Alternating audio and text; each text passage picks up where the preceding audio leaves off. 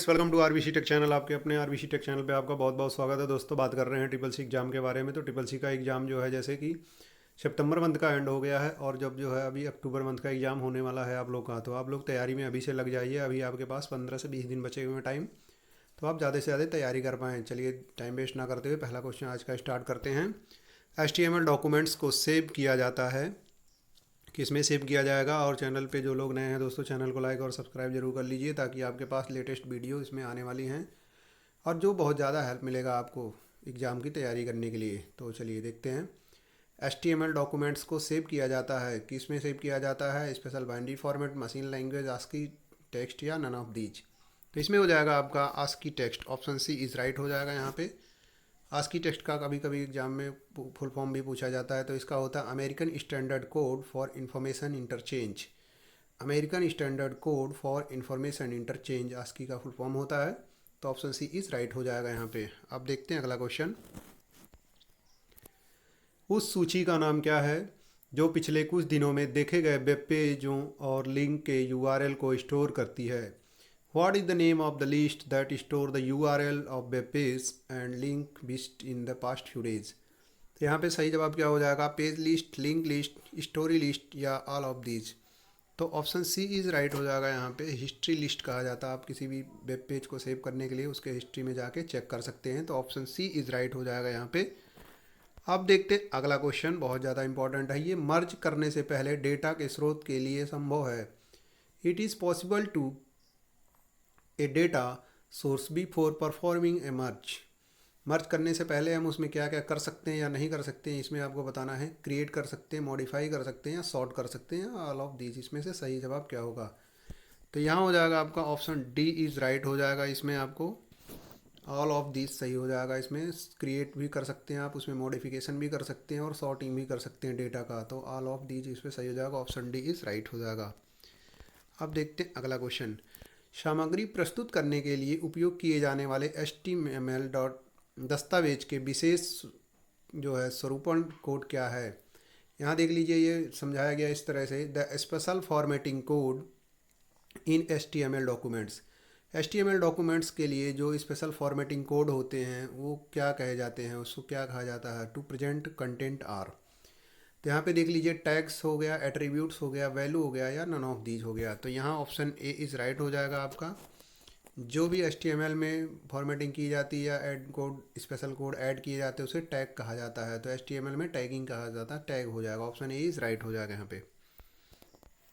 चलिए देखते हैं अगला क्वेश्चन। हार्डवेयर डिवाइस या सॉफ्टवेयर प्रोग्राम जो नेटवर्क के बीच संदेश भेजता है क्या कहलाता है? द हार्डवेयर डिवाइस और software program that send message between network is known as a bridge, router, gateway या नन ऑफ दीज। तो यहाँ पे क्या हो जाएगा? हार्डवेयर और इसके बीच में जो भी नेटवर्क प्रोग्राम को सॉफ्टवेयर के बीच में संदेश भेजता है उसे जो है राउटर कहा जाता है। तो ऑप्शन जो है यहाँ पे बी इज़ राइट हो जाएगा। क्या सही होगा? Option B is right, router हो जाएगा। चलिए देखते हैं अब अगला क्वेश्चन। निम्नलिखित में कौन दो कंप्यूटरों के बीच विश्वसनीय और सुरक्षित डेटा प्रदान करता है लेकिन रिमोट फाइल एक्सेस प्रदान नहीं करता है? Which of the following provide reliable and secure data transfer between two computer but does not provide remote file access? FTP, SSD या HTTP या none of these.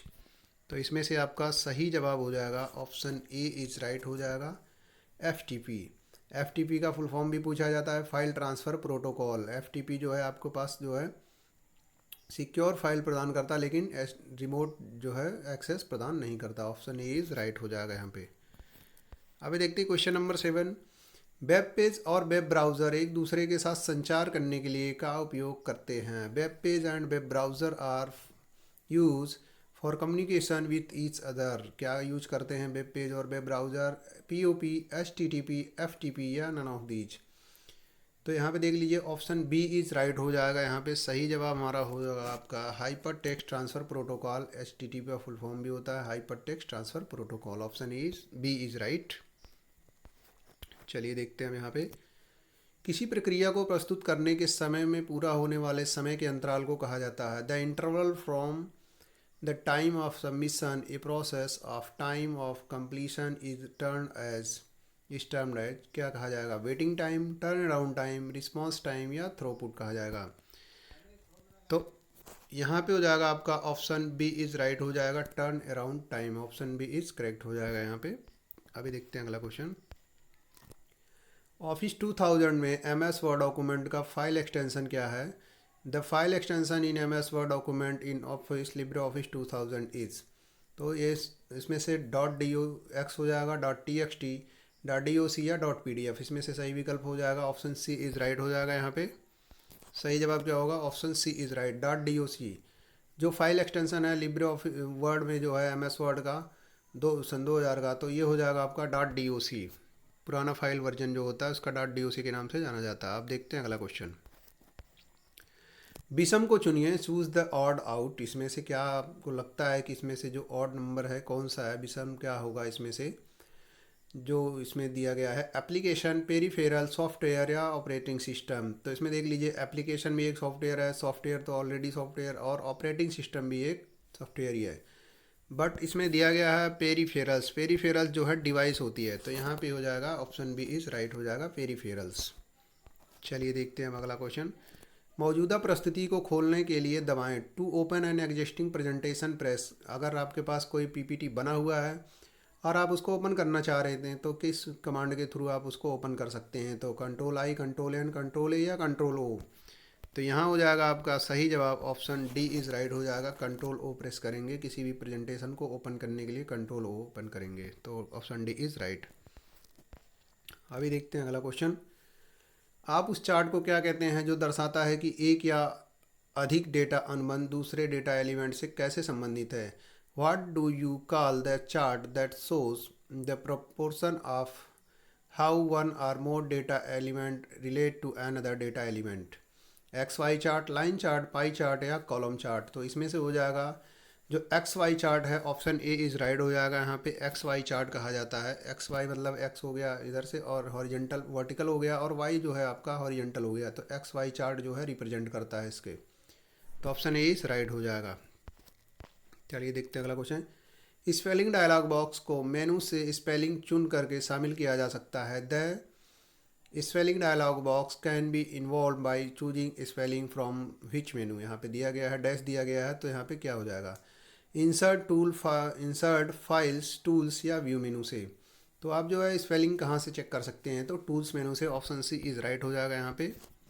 Tools option choose करेंगे आप जो है, इसमें से आप यहाँ से स्पेलिंग सही कर सकते हैं, ऑप्शन सी इज़ राइट। अभी देखते हैं क्वेश्चन नंबर 14। बनाने के लिए माइक्रो प्रोसेसर का उपयोग किया जा सकता है। Microprocessor can be use to make, किसका उपयोग किया जाएगा इसमें माइक्रो प्रोसेसर बनाने के लिए?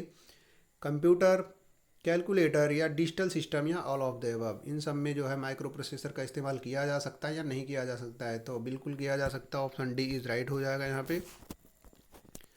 कंप्यूटर में भी आप माइक्रो प्रोसेसर लगा सकते हैं, कैलकुलेटर में भी लगा सकते हैं, और डिजिटल सिस्टम ऑलरेडी डिजिटल है ये, उसमें भी लगा सकते हैं, तो ऑप्शन डी इज़ राइट हो जाएगा यहाँ पे।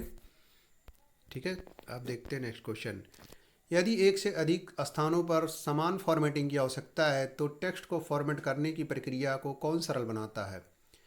Which simplify the process of formatting text if the same formatting is required in more than one location. एक से अधिक जगह पे अगर आपको सेम फॉर्मेटिंग चाहिए तो आप कौन से कमांड का उपयोग करेंगे? Auto text, format painter, font dialog box या नन ऑफ दीज? तो यहाँ ऑप्शन बी इज़ राइट हो जाएगा।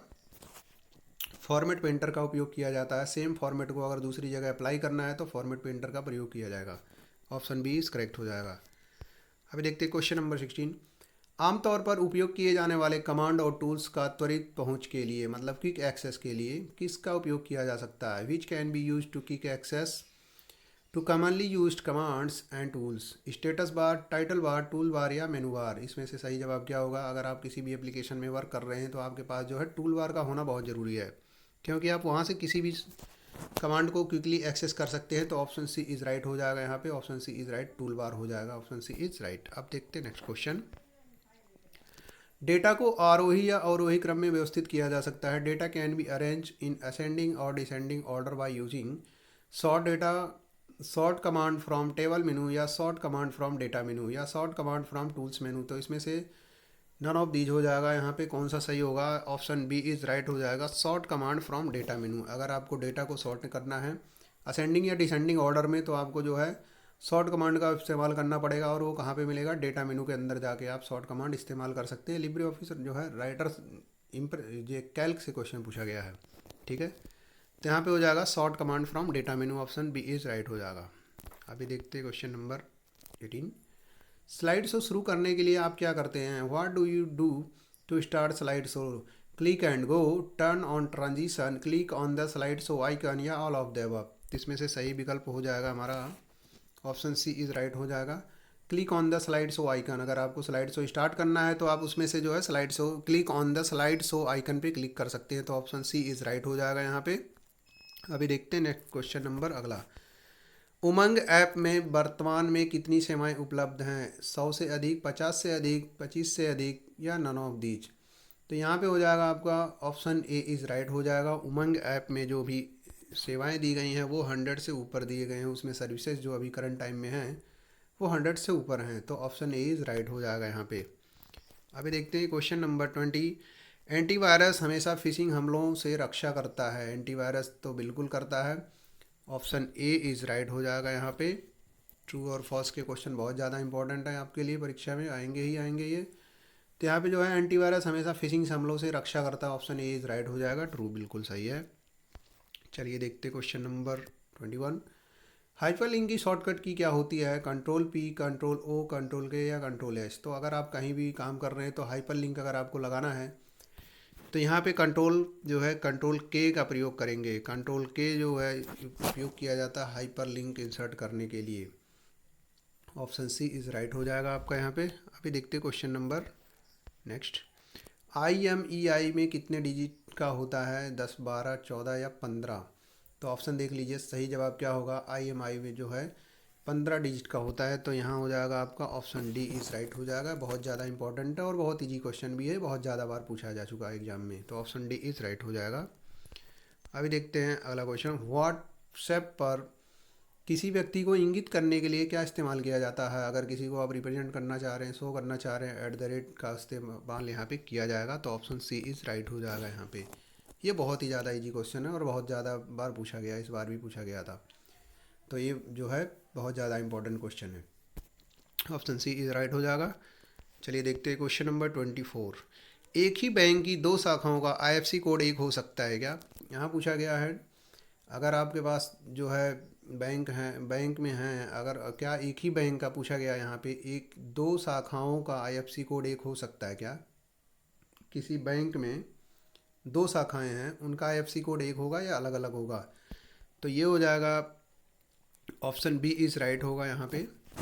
क्योंकि जो है 2 बैंक शाखाओं का IFSC कोड एक कभी नहीं हो सकता, तो ऑप्शन बी इज़ राइट हो जाएगा यहाँ पे, बिल्कुल फाल्स है ये। चलिए देखते हैं अब क्वेश्चन अगला देखते हैं। रुपये 500 के नोट का रंग कैसा होता है, stone grey, magenta, bright yellow, या नन ऑफ दीज। तो इसमें से सही जवाब क्या होगा, सही जवाब हो जाएगा आपका, अगर 500 के रुपये का नोट का कलर आप चेक करेंगे तो हल्का देखेंगे उसमें स्टोन ग्रे होता है, तो ऑप्शन ए इज़ राइट हो जाएगा यहाँ पे। फ्रेंड्स इसी तरह से आपके लिए नए वीडियो लेकर हाजिर होंगे और बहुत ज़्यादा इंपॉर्टेंट क्वेश्चंस भी लेके आएंगे। तब तक के लिए टेक केयर, बाय बाय, नमस्कार फ्रेंड्स। चैनल को लाइक और सब्सक्राइब जरूर कर लीजिए, देखते रहिए हमारे यूट्यूब चैनल को।